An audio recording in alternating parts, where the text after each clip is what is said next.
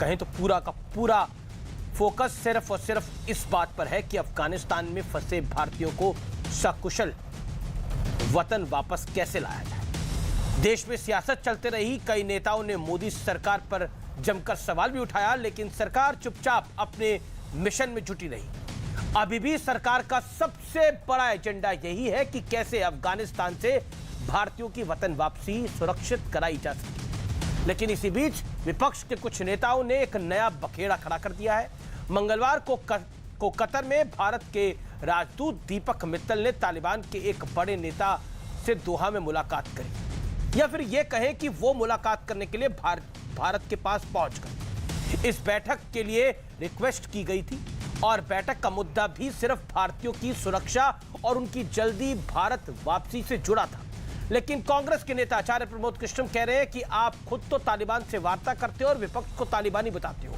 दिग्विजय सिंह तो आगे बढ़ गए, उन्होंने कहा कि यह मीटिंग अमेरिका के दबाव में की गई है। ओवैसी पूछ रहे हैं कि क्या इस बातचीत के बाद अब भारत आतंकवादी संगठनों को मान्यता दे देगा। सवाल है कि क्या भारतीयों की चिंता करने का मतलब तालिबान का समर्थन होता है। आज इसी पर होगी देश की सबसे बड़ी बहस। तालिबान पर विपक्ष को मौका। आज का आर पार इसी पर। क्या वाकई भारत सरकार ने क्या तालिबान से वार्ता करी है?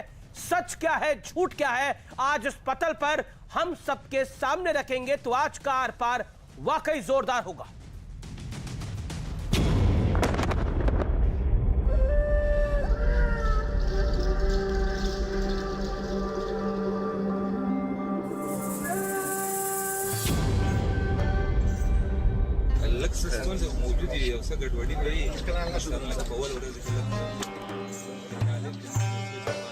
We must never countenance sanctuaries for terrorists or overlook the raising of their resources. Taliban के नाम पर देसी घमासान का नया दौर शुरू हो गया है। कतर में भारत के राजदूत दीपक मित्तल ने तालिबान के नेताओं से मुलाकात की। हालांकि खुद तालिबान की तरफ से इस मुलाकात की अपील की गई। विदेश मंत्रालय ने साफ कहा है, मंगलवार को कतर में भारत के राजदूत दीपक मित्तल ने राजधानी दोहा में तालिबान के राजनीतिक कार्यालय के प्रमुख शेर मोहम्मद अब्बास टेनकजई से मुलाकात की। तालिबान के अनुरोध पर यह मुलाकात दोहा के भारतीय दूतावास में हुई। मुलाकात में सुरक्षा और अफगानिस्तान में फंसे भारतीयों की जल्द वापसी पर चर्चा हुई। अफगानिस्तान की जमीन का इस्तेमाल आतंकवाद और भारत विरोधी गतिविधियों के लिए न हो, यह संदेश भी भारत की तरफ से दिया गया। तालिबान ने भी भारत की चिंताओं को दूर करने का भरोसा दिया है। यानी मोदी सरकार का पूरा फोकस अफगानिस्तान में फंसे भारतीयों और अफगान नागरिकों की सुरक्षा पर था। लेकिन इस मुलाकात को लेकर देश में सियासत शुरू हो गई। कांग्रेस के आचार्य प्रमोद कृष्णम ने ट्वीट किया, खुद तालिबान से दोहा में वार्ता करते हो और विपक्ष को तालिबानी बताते हो। असदुद्दीन ओवैसी ने ट्विटर पर सवाल पूछा, क्या तालिबान के साथ भारत की औपचारिक बातचीत से आतंकवादी समूहों को मान्यता मिलेगी? I want to know from the Modi government, are they going to delist all Taliban leaders who have been classified and called as terrorists? Because India is the chairman of sanction committee. Thirdly, if they don't do that, will the Modi government bring Taliban under UAPA terror list? If they are a terror organization, why are you talking to them? If they are not a terror organization, why are you banning their bank accounts? Why are you not recognizing their government? Make up your mind what it is. हमारी प्राथमिकता भारत है और भारत के नागरिक हैं। भारत के विरोध भी कहीं भी किसी प्रकार का षड्यंत्र रचा जाएगा, उसके हम विरोध हैं, चाहे वह आतंकवाद हो, चाहे अन्य प्रकार की कोई भी घटना हो। अमेरिका और भारत दोनों की कहीं कहीं पर विफलता है। हमारी इंटेलिजेंस फेलियर है, अमेरिका की इंटेलिजेंस फेलियर है कि आपने अंदाज़ा ही नहीं लगा पाए कि तालिबान कब काबुल पहुंच जाएंगे। सवाल है, अफगानिस्तान में फंसे भारतीयों के लिए अगर कोई कदम उठाया जाता है तो इस पर हमारे ही देश में सियासत करना, अपनी ही सरकार पर सवाल खड़े करना कितना उचित है? आज इसी पर होगी देश की सबसे बड़ी बहस।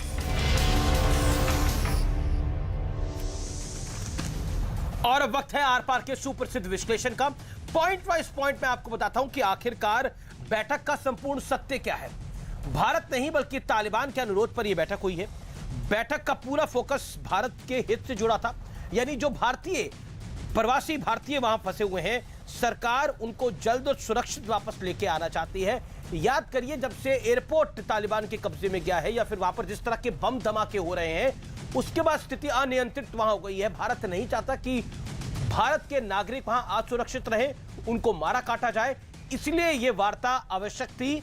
मैं बढ़ता हूं आगे। बैठक पर सियासत भारतीयों की जान से खिलवाड़ जैसा है, क्योंकि अगर पॉलिटिक्स होगी, डोमेस्टिक पॉलिटिक्स को समझना होगा, क्योंकि बहुत मैच्योर जवाब दिया था अधीर रंजन चौधरी ने कि हम भारत सरकार के साथ खड़े हैं। लेकिन जो नेता बोल रहे हैं, अब जो प्रवक्ता बोल रहे हैं, जो बड़े नेता बोल रहे हैं कांग्रेस पार्टी के, उस पर एक गंभीर सवाल और चिंतन जरूर करना चाहिए। क्या भारतीयों की सुरक्षा की फिक्र करना सरकार की गलती है? इस सवाल के साथ मैं चर्चा को ओपन करता हूं। मेरे साथ बात करने के लिए आज की चर्चा में डॉक्टर संबित पात्रा है, बीजेपी के नेता है, प्रवक्ता है। मेरे साथ प्रोफेसर संगीत रागी है, दिल्ली यूनिवर्सिटी के जाने माने प्रोफेसर हैं और अपनी बात को रखते हैं और संघ के भी जानकार हैं। मेरे साथ मुकेश शर्मा है, कांग्रेस पार्टी के नेता प्रवक्ता। मेरे साथ किशोर तिवारी है, नेता शिवसेना के। उन तमाम लोगों का अभिनंदन है। मैं सबसे पहले संबित पात्रा आपसे दो सवाल पूछना चाहता हूं जो कि बड़े महत्वपूर्ण है। भारत की सरकार ने जो वार्ता करी है, जो अब आरोप आपके ऊपर लगाए जा रहे हैं कि आप बंद दरवाजे के साथ गुपचुप तरीके से तालिबान से चर्चा कर रहे हैं और विपक्ष को तालिबानी कह रहे हैं, सच्चाई क्या है? देखिए अमीश भाई इसमें तीन विषयों को मैं रखना चाहूंगा। पहला विषय है कि इतने गंभीर मसले पर सारे पॉलिटिकल पार्टीज का जो हिंदुस्तान में है, चाहे वो सरकार के पक्ष का हो चाहे वो विपक्ष का हो, सब में एक कॉन्सेंसस होना चाहिए, एक आम राय होना चाहिए। ऑल पार्टी मीटिंग होने के बाद भी ये नहीं हो पाया है, ये दुख का विषय है, नंबर एक। नंबर दो, आप देखिए जहां तक भारत सरकार का दोहा में बातचीत का सवाल है, इंडियन एम्बेसी के अंदर जो बातचीत हुई है शेर मोहम्मद के साथ, भारत की सरकार ने खुद कहा है, एमईए ने खुद कहा है, ये बातचीत क्यों हुई है?